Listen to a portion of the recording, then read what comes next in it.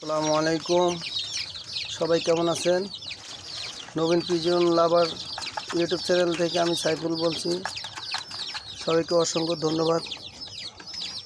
Viewers যারা আছেন সবাই চ্যানেলটা সাবস্ক্রাইব করে রাখবেন। এই যে এখানে আমাদের প্রায় এবারে এইগুলো আনছিলাম আপনার 24টা আছে, এই যে 2টা, আর এগুলো এই খাঁচা থেকে এখান থেকে বিড়াল নিয়ে গেছে, অনেকগুলো মাইনাস এই যে মুরগিগুলো পুরো টাইগার মুরগি।